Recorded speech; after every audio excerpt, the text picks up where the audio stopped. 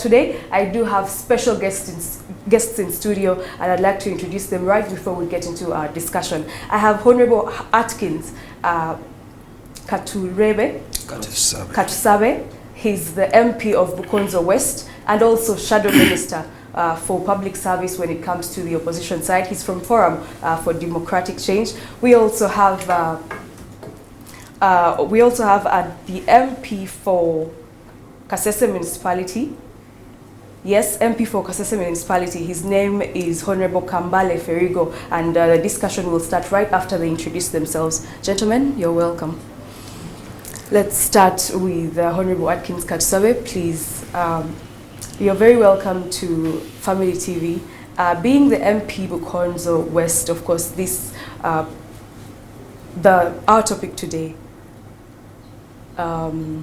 touches you as a person, but also as your community. I'd like to start by knowing what is your view on the Lhubiriha attack? Thank you very much.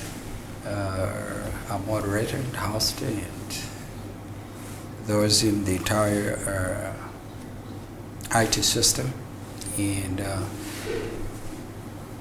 good morning, fellow Ugandans and fellow citizens of the world.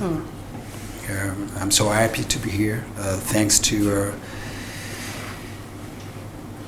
all of those that have made this show possible. Atkins Katusabe, Bukonzo County West, Kasese District. What do I really make out of this? Before I get and dive into that, I think it's crystal clear that the entire nation is mourning.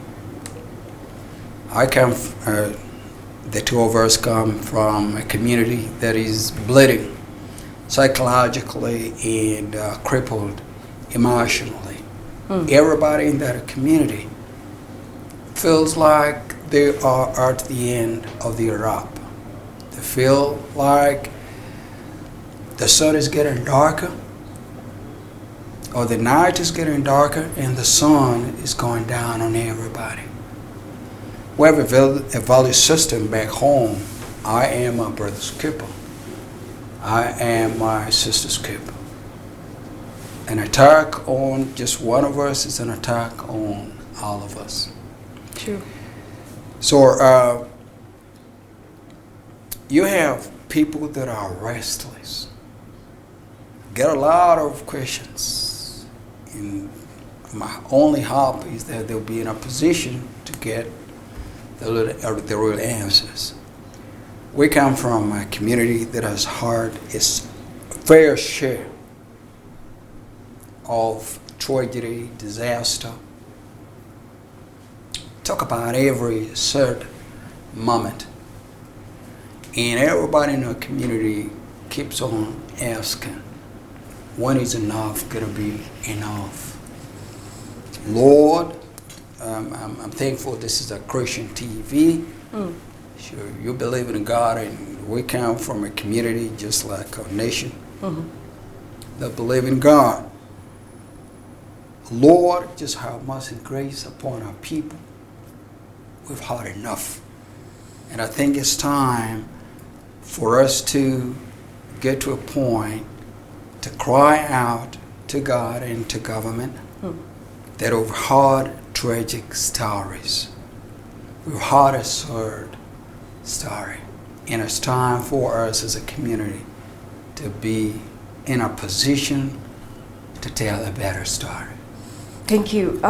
We will get back to the fact that, of course, this is very, very sad to the nation, but it would have happened even if the governments were different, in my opinion. But before that, let's welcome the MP Kasese Municipality. His name is Honorable Kambale Ferigo. You're welcome, sir, and give us your point of view on the issue that happened in Kasese. Thank you very much, and I'm happy that you have invited me to come and talk about this unfortunate situation that happened to our people in Kasese. Yes. I'm called Kambale Ferigo. I'm the MP for Kasese Municipality. but I'm born in that constituency where our students were massacred. And I happened to be one of the victims in one or the other, because among the girls who were butchered, one of them is a daughter to my cousin. That incident happened when I'm in Kasese. So I had the following morning, I had to go to the scene. So you are talking to people who were the scene of the crime. Here we are. So before I really talk much, I just wish to say that may the soul of our departed students and the citizens rest in eternal peace. Amen. What happened was very bad, and us as the leaders from Kasese, we have made our point on floor of parliament. We have made our point on floor of parliament, and one of the points that we presented, all of us, was that there must have been some gap. That was a cross-cutting point we presented on floor. Personally, why did I cite a gap? I cited a gap because while on the scene of crime, it so happened that we interacted with the general who is commanding our forces in Congo. He came and we were with him on the scene of crime. The dead bodies were still there. And he really confessed that they wanted to come and rescue our people when they are in Congo. So they heard about it when they were in Congo? They wanted to come and rescue our people who had been massacred, who were being massacred in Uganda. But the confession was that the Congo border could not allow them to cross to Uganda immediately. They had to call Kinshasa, they had to call Goma, requesting for the border to open for them to come and rescue our people. And it took more than an hour. Now that was confirming to us that there was no deployment on ground on our side of Uganda. And that's why I call it thin deployment. There was thin deployment. I may not call it no deployment, but to me it was thin deployment. The deployment was not enough to rescue such an attack.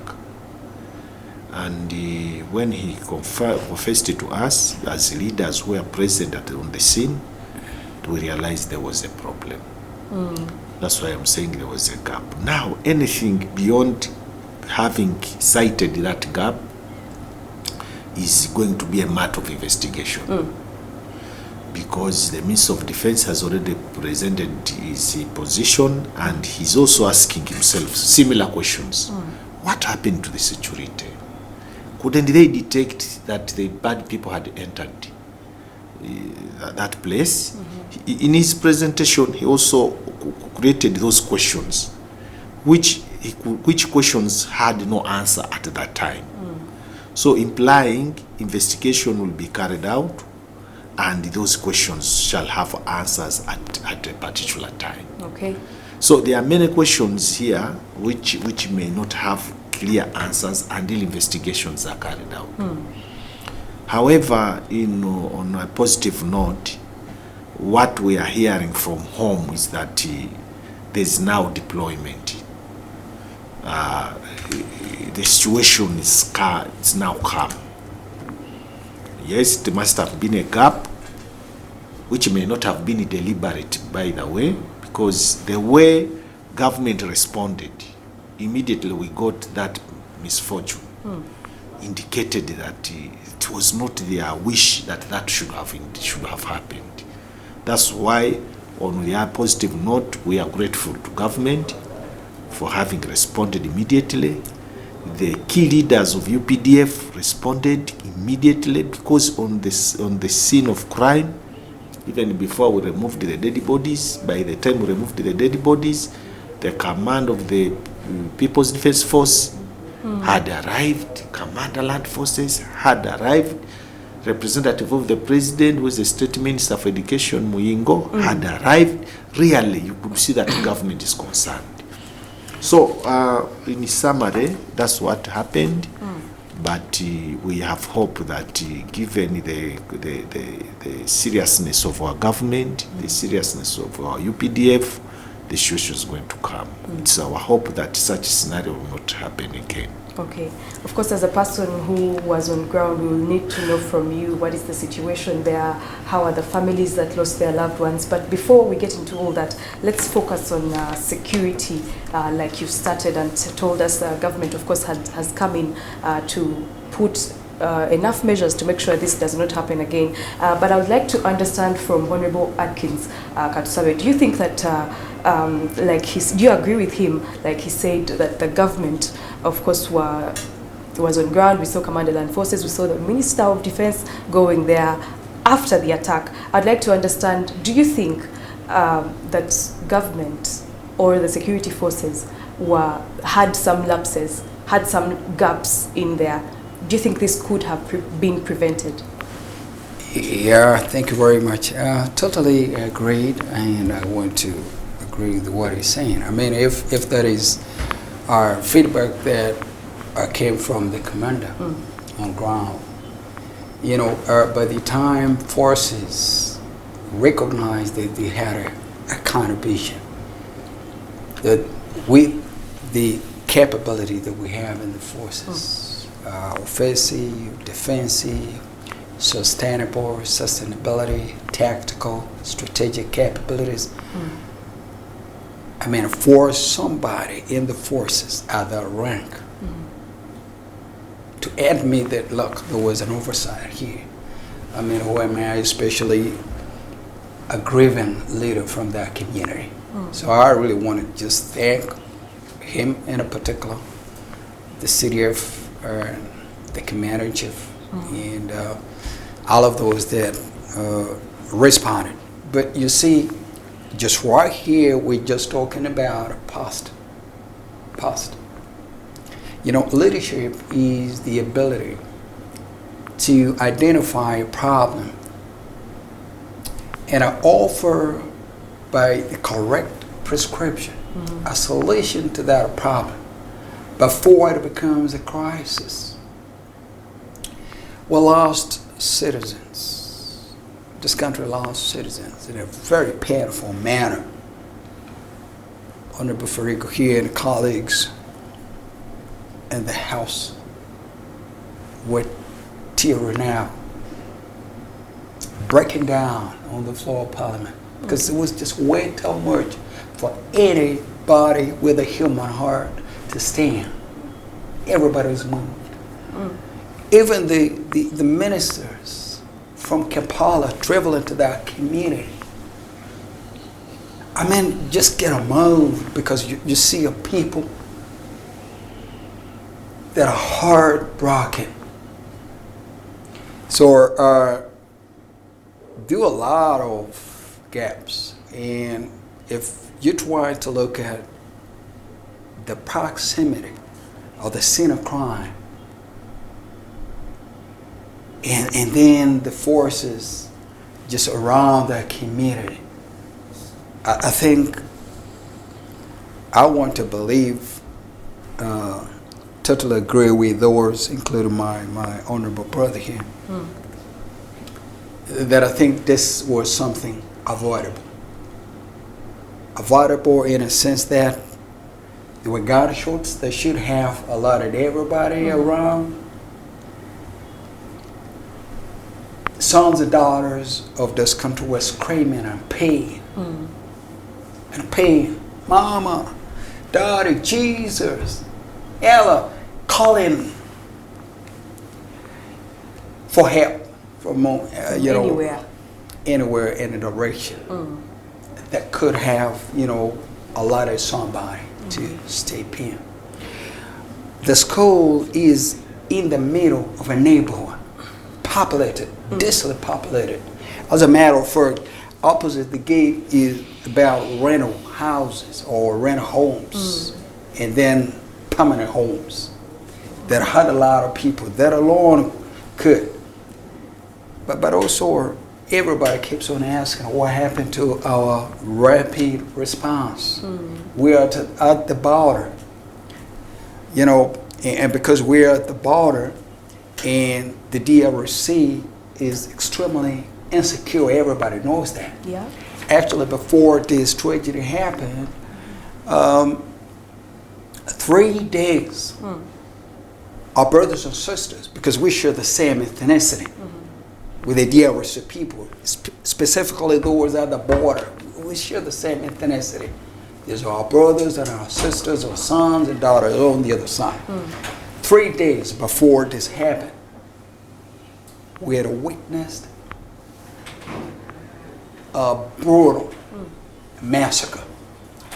And these things were transmitted all over the phones, WhatsApp, all over. So that alone in itself should have sent a signal that, look, we're not safe. If your neighbor is attacked, certainly directly or indirectly, you know, I could be the next person in the queue of attack, in the line of attack. Not only that, the United States government had brought to the attention of this country and the entire world that there was a possible or looming terrorist attack in Uganda. And this was reflected on the United States State Department part. I believe that we have intelligence capabilities that keep on picking a lot of these signals. So I want to believe that we had every reason to get our forces on standby a lot, ready to respond immediately.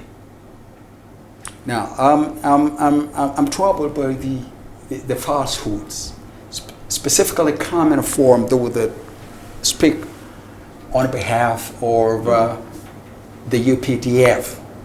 The other day I was with my young brother, Colonel Dawakiki, deputy spokesperson of the UPDF, and we were in the studio, and it was telling everybody that look, the response from the government forces came in 40 minutes. That's not true.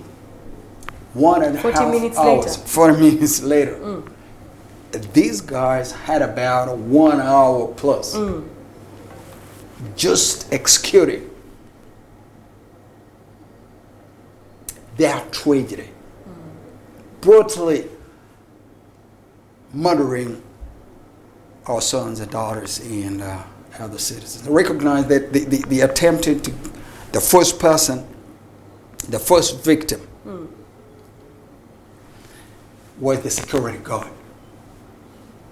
Now, they broke into the school.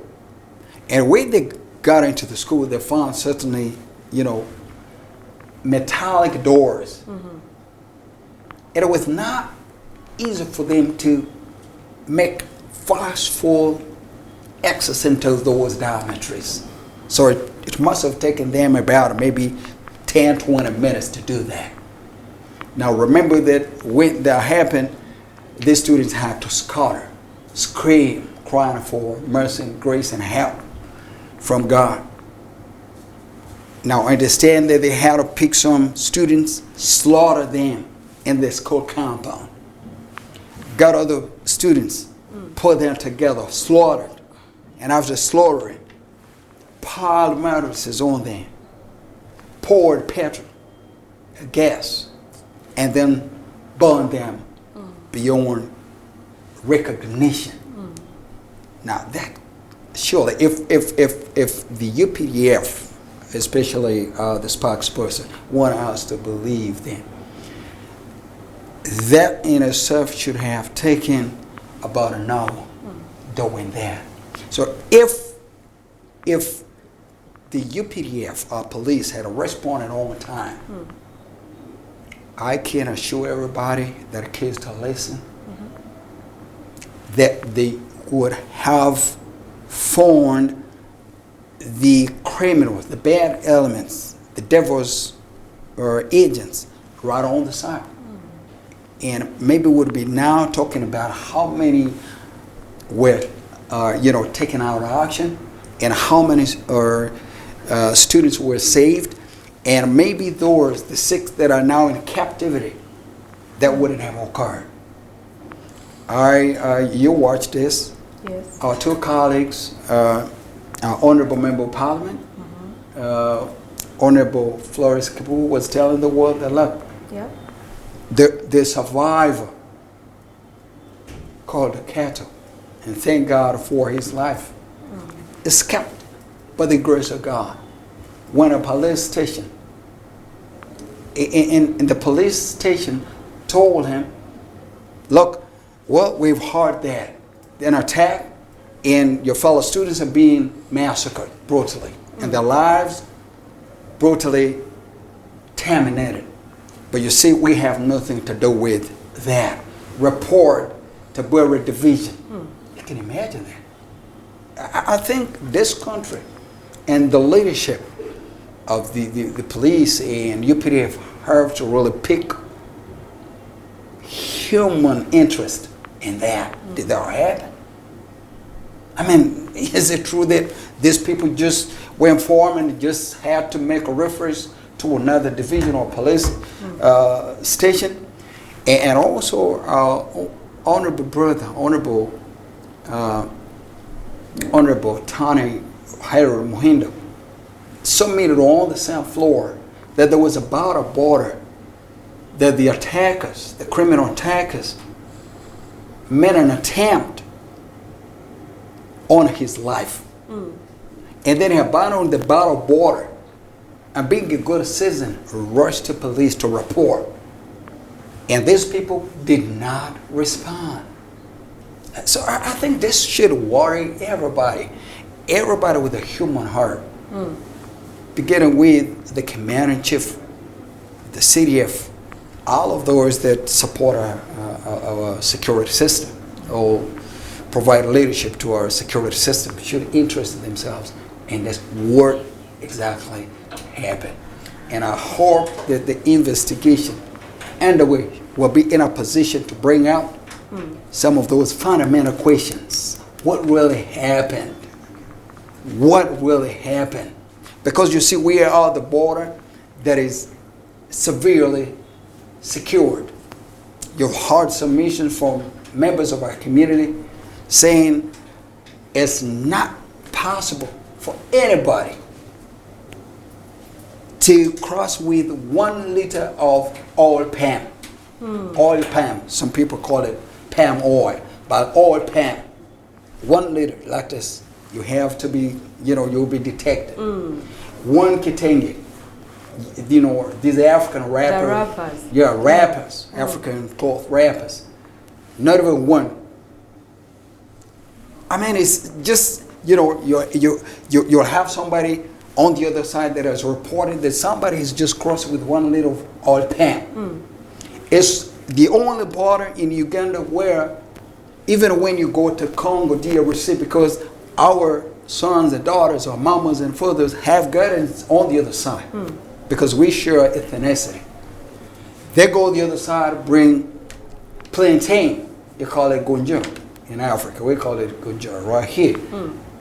Even when you're taking that gunja or plantain for home consumption, You still have to be checked. you have to be checked Thoroughly. and also pay a fee at the border.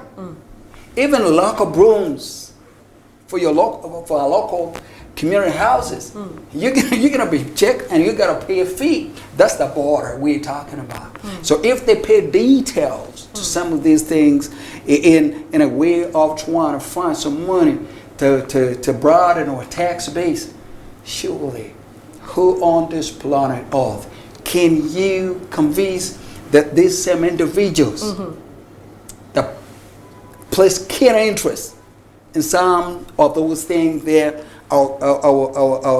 our community people get into or do just to send their kids to school, find something called food to place on their dinner tables, but you disrupt literally a livelihood in the community under the guise we need taxes to propel our economy forward.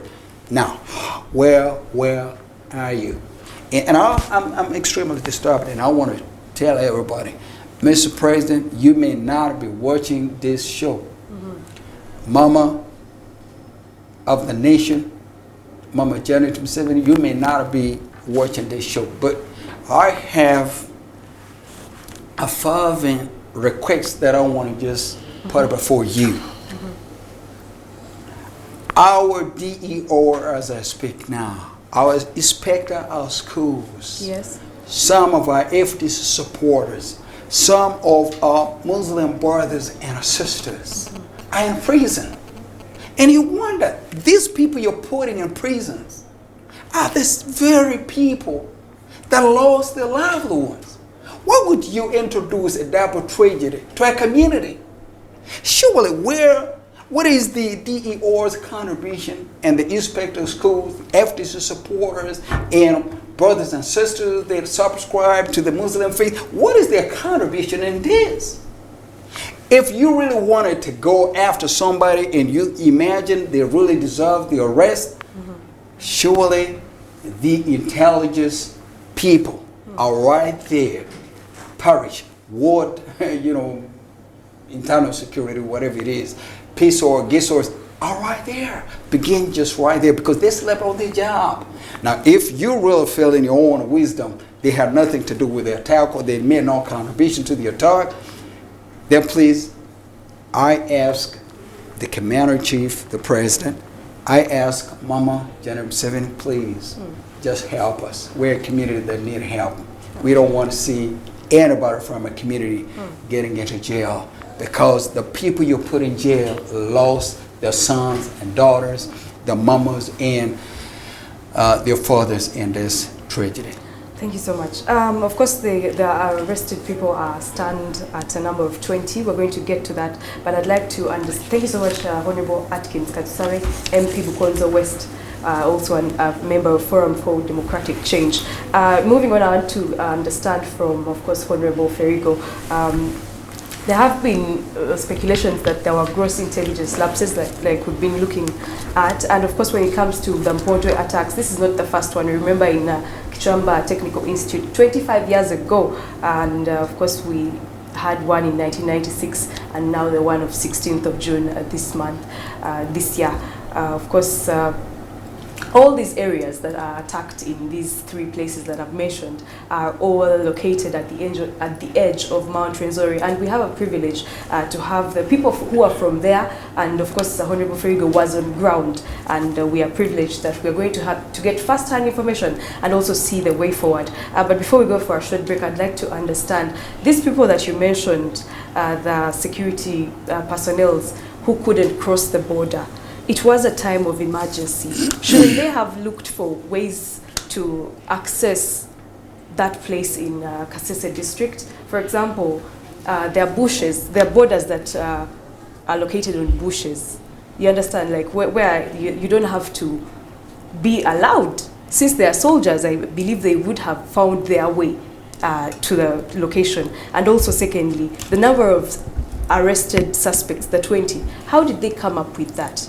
But let's start with the issue of couldn't they really look for alternative to access the location? Okay, Carol, thank you for that observation.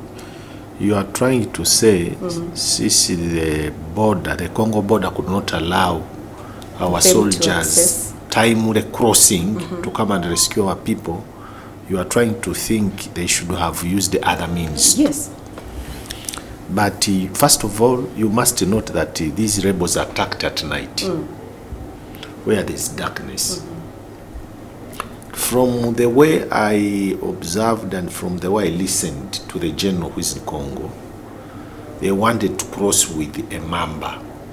No, our security forces have these vehicles, armored. They call them armored vehicles. I think armed vehicles, yes. Armed vehicles. Those ones, you can enter any place, even if it is in darkness, the rebel cannot harm you. Oh. For you, when you have that one, you are safer.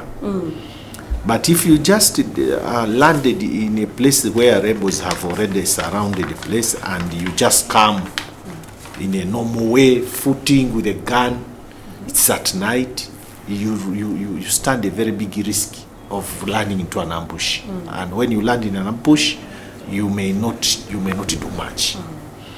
So what I learned on the ground is that they wanted to cross with that equipment, so that they come and storm the place without fear for any ambush. And that required opening the border. So the only problem was the bureaucracy of the Congo side could not allow these people to open that border beyond 10, 11, it was already night. So where I formed how the general struggled to make communications to Kinshasa, to Goma, so that it's order from above to instruct these colleagues to open the border. Now, when you are talking about the bureaucracy of another country, you can't be in control of what happens.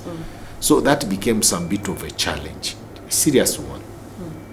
By the time communications were concluded, by the time Kinshasa responded, by the time Goma responded, these people were stuck on the border, wishing to cross with the armed So they got the information earlier that there was an attack. They got a tip, and they wanted to respond spontaneously so that they save life. But that became a challenge. But that was also confirmatory that you see, that means we didn't have enough equipment on the other side. Those equipments had crossed to Congo. But there is this part of the story. Why have our UPDF gone to Congo? They did not go there for picnic. Yeah. They went to Congo so that they assist our brothers, the Congolese, to have their place pacified. Why pacification of that area? First of all, two things. The ADF was already terrorizing our colleagues, our brothers and sisters in Congo. But they were also building a strong base to come and attack Uganda. So the collaboration between the government of Uganda and the government of Congo, first of all, we must give it a very serious credit. Oh. We should say thank you to government of Congo to have allowed the government of Uganda to go and destabilize these people in Congo. That was a strategic decision on our side as government. You can see that these people attacking us is, when we are analyzing deeply, is part of being a bit disparate. They have been destabilized on the other side of. So they are also trying to come and do this, also to divert our forces, and which they did. They did, yes. Because when they attacked, indeed our people had to come and rescue our people. So those are military security tactics, which I may not analyze deeply. But all in all, it was very unfortunate. All in all, he has mentioned that we have our intelligences on the ground. We have a structure of intelligence. The DSOs, the ESOs, the SOs, they are there. We pay money, we appropriate money to these organizations. It is an eye-opener to our colleagues that this time around, let them be vigilant. Let the intelligence work closely with our forces. This intelligence organ should be very, very, very vigilant. Such information should leak to them, and we prepare in advance, not acting when the incident has already taken place. My thing is that if the intelligence had leaked this early, our forces in Congo would have prepared early, and therefore they would have rescued our people. So the lapse, to me, is cutting across all the organs that are supposed to participate. All the organs, the intelligence, the CIDs, name them. So very unfortunate that this happened, but you know, when something happens, it also brings lessons learned. Of course. I just imagine that our security organs have picked a very strong lesson. And there was also this thing. why kill innocent civilians? Of course. People who are innocent, people who are not armed, people who are helpless. Why don't you attack people with the guns? If you are really strong, as you claim, then attack the people with the guns. Not attacking these people. Okay, for sure, if you are to change government in the future, whom will you come and lead if you have just killed these people? True. If you're a true leader, if you want, you have a will to change, a fundamental change for the good of the people, then you protect your citizens first. But if you have goodwill for the people and you are agitating for change, then you start by killing the people you are going to lead in the future. Moreover, young children, students of all people, not even leaders, but even students. That, to me, that should be analyzed properly. Isn't it a sign of acting from the weak side? How will the world look at you? Other than causing the whole world sympathize with killing innocent people. A serious analyst would know that your strategy is not right. Yeah. You can't start by killing these innocent people. You who is agitating for change of government, now to come and lead you. What are you telling the citizens? That you're a future good leader that worth it to take over this government? No. Museveni was in the bush. He could target the real soldiers of Obote's government. His target was not students. That is playing a weak game. You are not serious on your side. So when Museveni was in the bush, one of the reasons why people could give him support, even when he was in the bush, is that he could show that he wants change. Yes. He could show that he wants he went to the bush to fight for fundamental issues. After succeeding in the fighting, he would come and lead Ugandans. If he had started by killing these citizens, people would have lost interest in his why he's in the bush. And trust. How can you trust somebody who's killing innocent people? They cry for help. It was terrible. Theirs was not even a mere killing, it was butchering. That's the word I used when I was president on the floor of Parliament. I told Madam Speaker, these people butchered our students. Why? So I was on the scene. You could find a dead body of a girl with more than 6 wounds. They start by cutting the leg, they cut the thigh, they cut the hand, they do the slaughtering last. So they make a student die through a process of pain. If they could just get a bullet and shoot and somebody gets pain at once, that would be different. But you cut the leg of a girl, you come and cut her thigh, you come and cut her hand. There are even girls where they could even cut the breast. You see the breast cut, then lastly they come and slaughter. Slaughtering like you are slaughtering a goat. They even slaughter slowly when somebody is crying until the girl dies. Now you ask yourself, as a leaders with all this, how will people realize, say you are serious future leaders worth taking over this government? So these things, I think, to me, one was to create news for the whole world. You know, such murdering, with that pain it attracts, it makes the whole world get into coldness, quietness, and wondering what is happening. That attracts international news, national news, regional news. To me, that's what they scored. But convincing people that they are pushing for a fundamental change, to me, I say how. Even if you had these other reasons, how would you pursue our reasons by doing that? There was a funny scenario where we had boys who were in the dormitory. Bless you.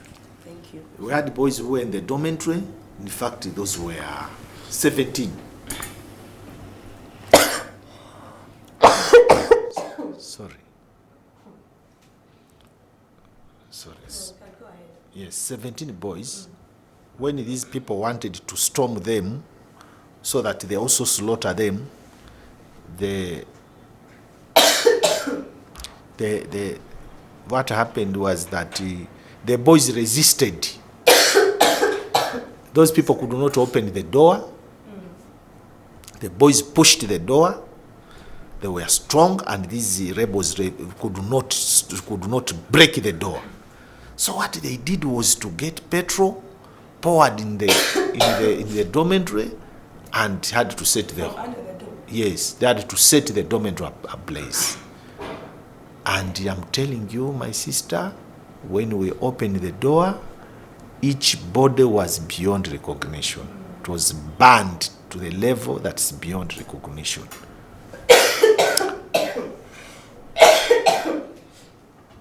Even the relatives could not recognize those bodies. So now, can we say these people were rebels or they were terrorists? Now, I was changing even their title from being rebels to being terrorists, because a terrorist is different from being. But both of them are just not. Yes, but you see, rebels. Museveni was a rebel. Yes. He was not a terrorist. Who is a rebel? A rebel is somebody who is saying no to the existing government, no to the existing government, and reasons are documented, reasons are advanced, and you pursue change of government by use of a gun. That to me is a rebel. So how about the 20 people who are arrested? I'll call them suspects for now, but what did they base on to arrest these people? And is it right to put people behind bars like that's why I'm saying people who have been arrested, whether they have been arrested genuinely or not, first of all, legally we call them suspects. Now, you don't prove guilty after you have undergone a process of verification. And to me, I'm saying, as long as they have been arrested and they are suspects, and a due legal process will take place to verify whether they are innocent or whether they are guilty, it is still too early to say the arrests are not right. Okay. Because what if through investigations it's so proved that I'm talking about these ones, the citizens, the other ones who are the questionists, that one I still need to think a lot why they should be arrested at the moment. But the citizens, if there are any citizens, and they are being arrested because they are suspects, to me it's still too early to say the arrests are illegal or not illegal. Okay. Why is that? Because there is also possibility that we might have had some collaborators. That's true. Now, what if some of our citizens engaged in collaboration with these people? Because how could they come, they go back, and some information to us that they had even spent 2 days with all that is information subject for verification. What if it so happened? If they had spent 2 days in the area, staying in whose homes? So this is information that we can't conclude now. But with time, investigations will bring reports. The good news is that as far as we are concerned as Parliament of Uganda, after presenting to the floor of Parliament, the Speaker instructed the Minister for Defense to come up with a comprehensive report.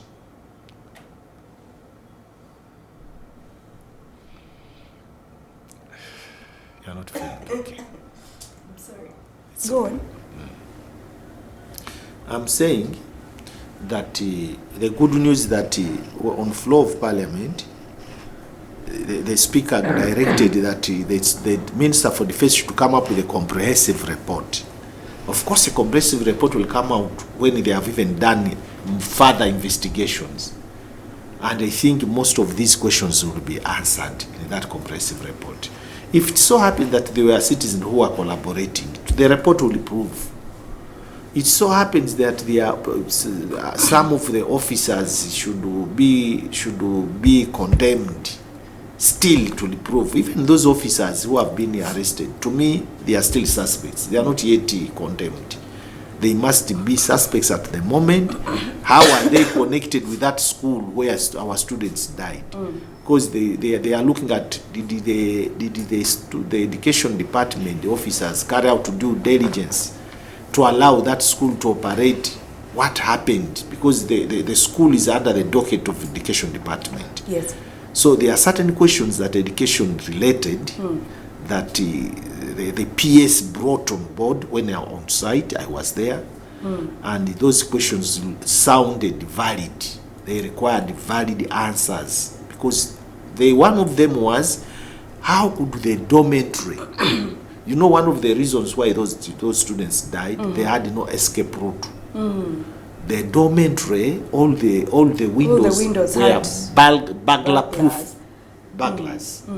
So the question the was... Education Ministry said they should have disaster windows. Yes. All schools must have disaster windows. Yes. So if that is the guideline of Ministry of Education, and you have a school with burglars, because if the windows were not burglars, you know, when you lose your people, we are imagining that there was some possibility for some of these students who would have escaped for their life. So now the question is, this school with burglars, it was existing. You, Ministry of Education Department, were you not aware of this mess? Hadn't you identified this as a mistake?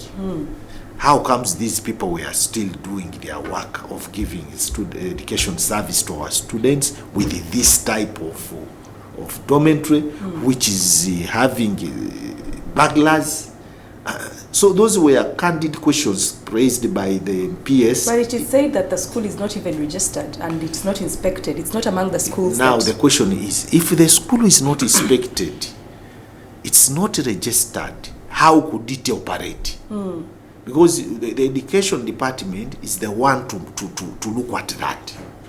So when you hear the education, the head DEO has been arrested, the inspector of school has been arrested, the area inspector of that constituency has been arrested, where my colleague is the MP. And if the arrests are to answer these candid questions, to me, I may not call those illegal arrests at the moment until when these people answer. Because if they are suspects, they are under an environment of answering questions. Yes. If they are to be produced in a court of law, that means they are going to answer issues of negligence, problems of incompetence to have done their work. Of course, where there's loss of life, and there's any reason connected to loss of life, I expect the government to act. Can I come in, Carol? Okay. Because I think time is... Time maybe. is not I don't on our know, what side. time There's are a we lot supposed of to sign out? What time are we supposed to sign We are out? supposed to sign out at 10. It's already past time, but let's wrap up. You can because give maybe us because we closing started remarks, late. and then we shall find out how the families are doing and wrap up.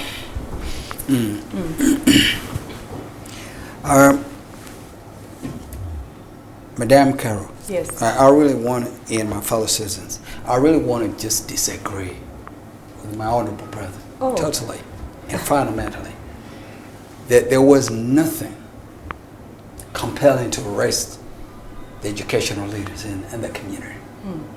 Because they had no contribution.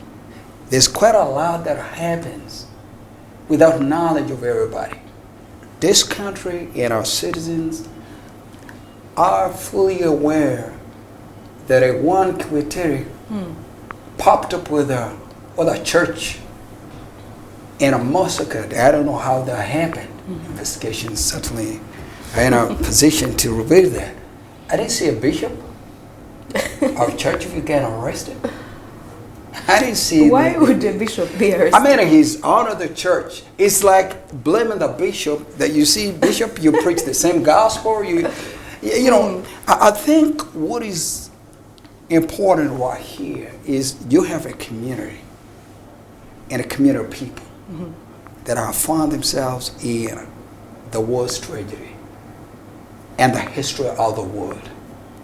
And it's wrong, fundamentally wrong, for government to arrest the DEO, the inspector. If the DEO is not doing what it's supposed to be doing, Yeah, you know, And we have have schools running we when have they are not we have expected we have to in this take country what we call a criminal justice system. You identify, investigate, prosecute, and then you do adjudication. And also, we are fully aware that if somebody is arrested, they should not be held for more than 24 hours. for more than 24 hours. Yes, that's it's coming a week.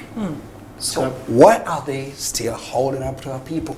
My request, and the commander-in-chief could be watching us, and Mama, I'm asking you, Mr. President, I'm asking you, Mama of the nation, Mama Janet Museveni, everybody that has been arrested in our community, in our district, should, and this is a kind of request from Atkins Kasese, should be released immediately and unconditionally. You agree? I want to thank, let me because this is my parting shot. Okay. I want to thank the Speaker of Parliament, the Right Honorable Anita Amor. She's one of those that I call really fast and quickly responded. Even the help that came from government, and Mr. President, Mama Janet Museveni, thank you so much. Did you incline your ear to our cries coming from our community leaders that you see these families have just sent their kids to school and they cannot afford money to do these whipping and mourning and funeral functions. Help us, just like you help everybody else. You know, and they gave $5 million. Yes, Our people being treated in the hospitals, they were evacuated and transferred to Kiruda Hospital and Malago Hospital. The medical bills are being picked by government. We really want to appreciate it. Specifically on the past. We want to also thank the CDF who comes from a community. You can imagine it happened, but early in the morning, the CDF was there providing leadership, and we want to thank him for that. But as a community, we'll continue to ask that you see we have 6 kids that are in captivity. Please unleash all of our capabilities that we have, hard and software capabilities that we have within our security system. Pursue these bad elements, pursue them, and rescue our sons and daughters in captivity and bring them, that's our prayer, alive back home so that they will leave to tell a better story. I want to also ask Mama Janet Museveni, Mama, I ask you, the students that have survived are your grandchildren, grandsons and granddaughters. You want to see these survivors tell a better story. And I'm asking you, Mama, that you should put up a vision that these students get a free education through even up to PhD. I want to see all of them go to school, get the highest qualification. I want to see a doctor of engineering, metabolic engineering, a doctor of, internal medicine, engineers, people that will be there to tell a better story. And I'm asking everybody in the security system, please provide security, not only at the border, the mountain communities, the lake communities, the national park communities, urban and rural communities. And very lastly, I'm asking you, Mr. President, the Commander-in-Chief, you've responded to our deployment.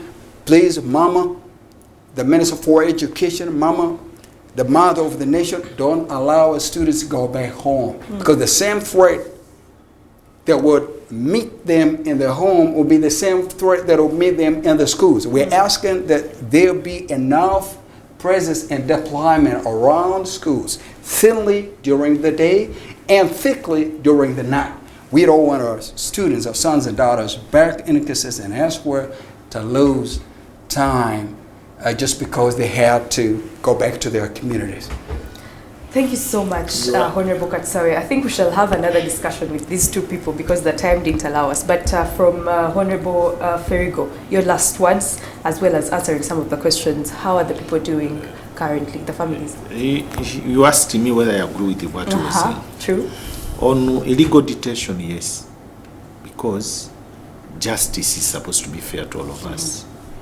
If these colleagues have been arrested and they are undergoing interrogation, investigation, the law is clear. You are not supposed to exceed 48 hours at the police station. Now, any excess, any time beyond 48 hours sounds illegal. It's under our Police Act. So to me, the interrogation should have been done and they should have been released. I'm on the legal part of it. But to say interrogation was illegal, to me I say no, it's normal to interrogate anybody. And being arrested doesn't mean you have been declared guilty.